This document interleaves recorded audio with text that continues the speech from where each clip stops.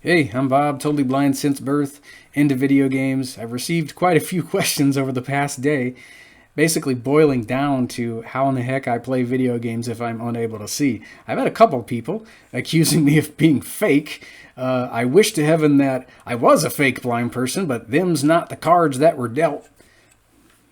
Guess I'll take these glasses off here. Hopefully no one will be freaked out. But yeah, this is what the old peepers look like without the glasses. See, they kind of do their own thing, rolling around uncontrollably. So I am as real as one can get. I don't know. People will probably think that's fake too. When it comes to fighting games, I have to braille out certain menus, but that requires a lot of time and patience and another person. So whenever I do have that person there, I tend to use this dinosaur of a Perkins Brailler here to braille menus out. I do have an old refreshable braille display that's kind of pooping out on me though, so I tend to use the old Perkins Brailler to do that. Most of these fighting games nowadays, though, you don't really have to worry about brailing out your character roster because you can just depend on Mr. or Miss Announcer to tell you what character you're on. You know, if you don't want this or that character, you can back out with circle and navigate your menu until you do. I suppose I probably should braille out character rosters, but I mean, you got Mr. or Miss Magic Voice telling you whoever you're selecting, so I tend to just leave that alone. When it comes to move lists, well, I can't hit the pause button and have that move list at my fingertips like you guys can. So mostly what I'm doing these days is getting on YouTube. I have a screen reader, JAWS for Windows, that helps me navigate the internet, answer comments and things like that. So I mean, that's how I navigate YouTube. And I'll look up character breakdowns. There's a guy named Globku who has done a lot of FighterZ breakdowns, and I'll tend to listen to him saying what moves do what and all that kind of stuff. I tend to crank up the speed from normal to 2 on YouTube a lot because it really tends to help me speed up, going through the videos. Not that anybody's really slow when it comes to speaking or anything. It's just kind of how I tend to listen to a lot of content. Sped up sometimes. I don't know. I think other blind people tend to do that. That's kind of how I do my audiobooks sometimes as well when I'm on Audible and listening to things. But I mean, back to fighting games.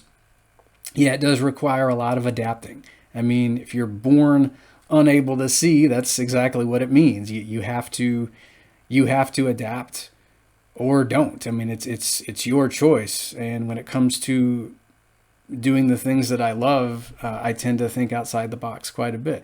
I think I've loved video games ever since watching a buddy, in my own way anyway, playing Mortal Kombat 2 on SNES back in 1995, I'd say August or thereabouts. And I mean, I had a NES. I think I got my NES back in 1990. And Teenage Mutant Ninja Turtles, the original, was the first game I ever got on NES. I died a lot because, I mean, that's what you do if you're not able to see. I never beat it, but it was fun to navigate that world with the Turtles. And when it comes to fighting games, I have Battle for the Grid, Soul Calibur 6, Blaze Blue Central Fiction. What else do I have? Injustice 2. There are quite a few playlists on this channel devoted to those. You just go to playlists and you'll probably see a bunch of stuff. I tend to do my Let's Plays on weekends. During the week, I tend to do a lot of Star Wars figure reviews, which you see me attempting to hold things up to the camera. Because, I mean, action figures are another way as to how I visualize a lot of things in terms of tactile representation, vehicles and things like that from Hasbro. But yeah, during the weekends is when you'll see a lot of the Let's Plays. It just depends on what folks want to see, I guess.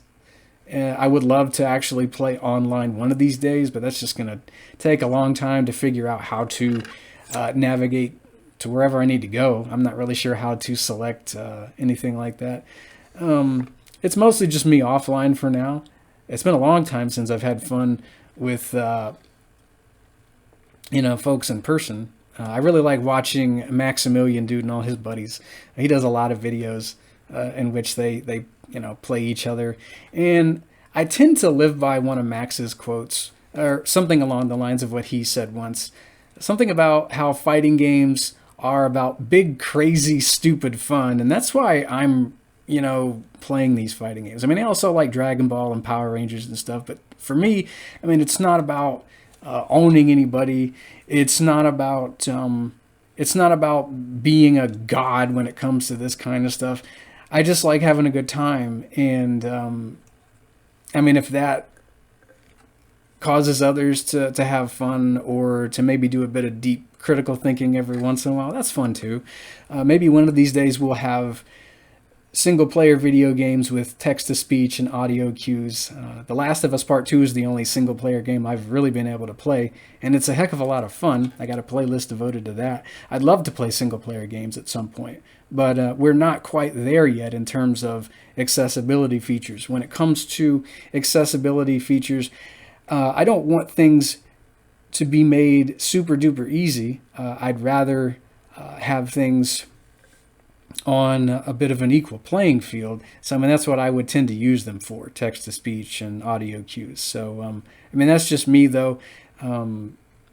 It's a pretty cool game, but I really wish they'd come up with a lot of those options for Star Wars Battlefront 2 and quite a few of the other single-player games. I'm a big Resident Evil fan, even though I can't play the games. Maximilian, dude, he's done quite a few playthroughs, and whether he knows it or not, all of his descriptions and the things that he's talking about as he's playing, that's really helped me enjoy things like that. It's kind of inspired me to make my own channel. I mean, you'll see Let's Plays, but you'll also see a lot of TV show reviews and things like that too. But I'm very much all about video games, and I'll tend to play a lot of those. It just depends on what folks want to see on this channel. Apparently I jumped quite a few subscribers over the past couple of hours. I don't know how in the heck that happened. YouTube's algorithm is weird. So that's about all I know. I guess until next time, I'll hear you later. Take a look at these peepers one more time, just in case you think I'm faking things.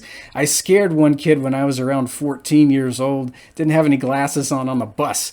And he apparently mistook me for Scorpion from Mortal Kombat. This poor little 7-year-old kid started crying, and my bus driver was like, "Oh no, kiddo, it's okay. It's just his eyes. They look a little different." So, I mean, hopefully I'm not freaking too many people out. That's just kind of how they look. Sorry about that. I just felt like laughing maniacally. So that'll do for now. Hopefully that answered a few questions. Maybe we'll do a couple of Q&A videos at some point. I guess it depends on what folks want to see. And until then, keep watching if you want. Like, subscribe, all that good mumbo jumbo YouTube stuff. And I'll hear you later.